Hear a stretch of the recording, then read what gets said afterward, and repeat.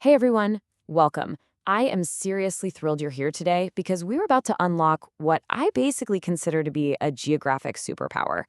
We are going to explore the spatial perspective. More specifically, we're looking at how the scale at which we look at the world literally transforms the reality we experience. If you want to understand why things happen where they do, everything from a global pandemic to a factory shutting down right down the street, you absolutely need this in your toolkit. So let's get right into this explainer. Okay, let's jump right into this quote. The scale at which you observe a phenomenon changes what you see. Honestly, this is one of the most rock-solid insights in all of geographic thought. Think about it like this. Imagine you're looking down at a landscape from, say, 10,000 meters up in an airplane. What do you see? Just a giant uniform green blanket, right?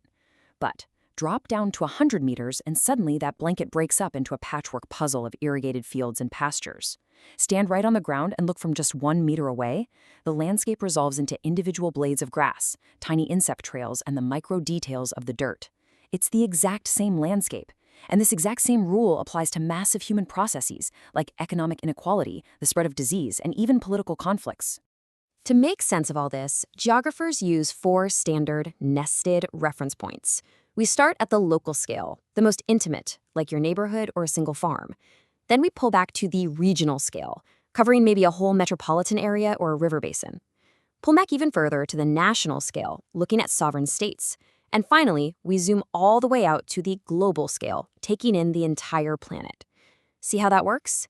One builds directly into the next, gaining momentum from the absolute most specific, intimate human experiences, all the way up to the most encompassing planetary systems. Now, let's just anchor ourselves real quick with a definition. The scale of analysis is simply the spatial extent at which a geographic phenomenon is examined, or at which a geographic process operates. But listen, here is the secret sauce. Choosing your scale isn't just about what's convenient to look at.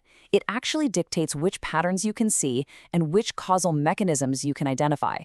The exact same event will tell you a completely different story depending on the level you're analyzing. Let's move to our first section and see how this builds. Zooming in, the COVID-19 pandemic.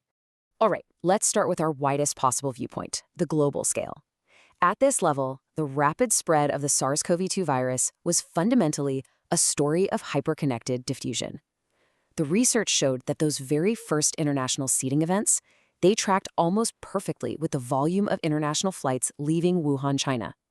That's exactly why the earliest cases popped up in places like Thailand, Japan, South Korea, and the US. Destinations with direct or nearly direct connections. If you mapped that first wave globally, you weren't actually looking at a map of a disease.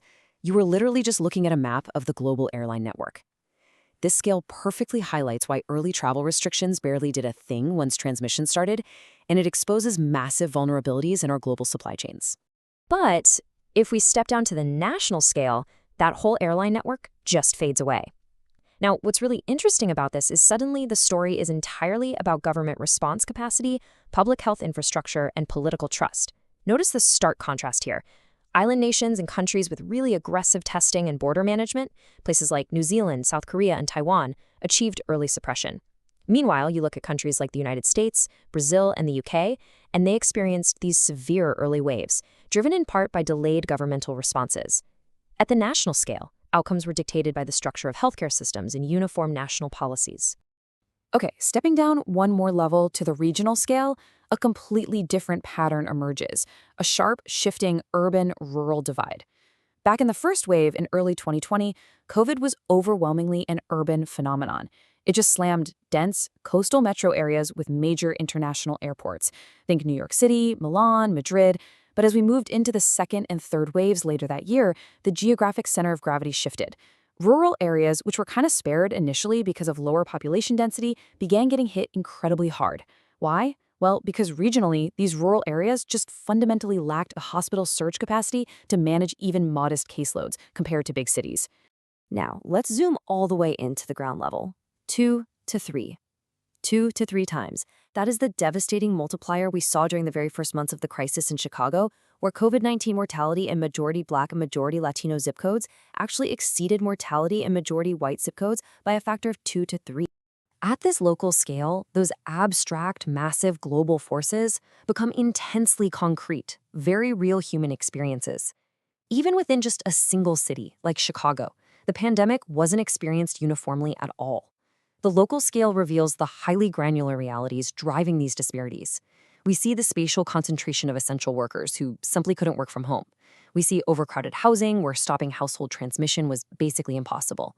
We see limited access to testing sites. And we see the profound lasting legacies of racial residential segregation mapped directly onto real health outcomes. And this brilliantly illustrates our core lesson for today. You simply cannot fully understand the pandemic by looking at just one level. Right? At the global scale, the airline network explains the speed of diffusion. At the national scale, infrastructure explains fatality rates. At the regional scale, density explains the sequence of the waves. And down at the local scale, segregation and occupation explain mortality disparities. A complete geographic explanation requires you to see every single one of these causal mechanisms simultaneously. All right, let's switch gears and move into our next section, zooming out, global outsourcing. Now, we are going to completely reverse our camera. We're going to start intimately at the local level. Let's anchor this view with a really stunning number, 4,500. That is the exact number of workers who were laid off in a single day back in 2003 when the Pillowtex Corporation shut down its mill in a town called Kannapolis, North Carolina. At the local scale, outsourcing isn't just a line on a graph, it's a story of specific people, specific buildings, and local community responses. That Pillowtex closure was actually the largest single-day layoff in North Carolina's entire history. When you look at Kannapolis through this local lens, you see the physical human impact. Demolished mill buildings, a downtown area that was completely depopulated, frantic community retraining programs, and eventually, years later, the remarkable redevelopment of the site into a biotech research campus. This profound local devastation and transformation is incredibly real, but honestly, it's totally invisible if you're looking from too far away. So let's step back to the regional scale, looking at the Piedmont region of the Carolinas as a whole. Now, the specific story of Kannapolis blends into a much larger regional spatial restructuring. At this level, outsourcing registers as this massive simultaneous implosion and explosion. You've got the implosion of the traditional textile economy and its mill towns, happening right alongside an absolute explosion of logistics infrastructure. We're talking huge trucking hubs and Amazon fulfillment centers. It's often the exact same communities being employed, but the entire region is shifted to jobs with lower wages and completely different skill requirements. Pulling back again to the national scale, the picture changes entirely once more. Now, outsourcing appears primarily as a grand story of deindustrialization. Manufacturing employment in the U.S. dropped from roughly 19 million jobs in 1979 to about 13 million by 2022. At this national scale, we start to clearly map out the geographic concentration of this job loss, which specifically targeted the Rust Belt and the Carolinas. And that, in turn, drives massive national policy debates about trade and worker retraining.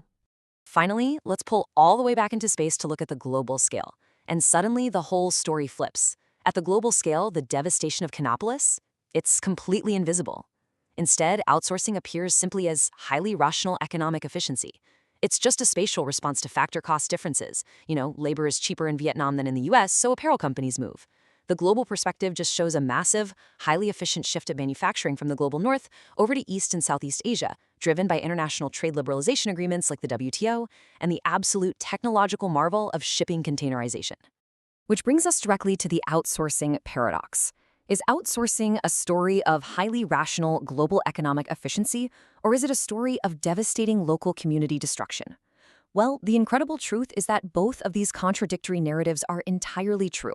It literally just depends on what scale you're using to observe the phenomenon.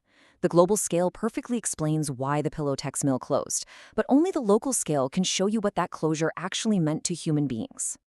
So let's bring it all together for our final section, the big takeaway, the spatial perspective. So the crucial point is, how do we actually tie all this together?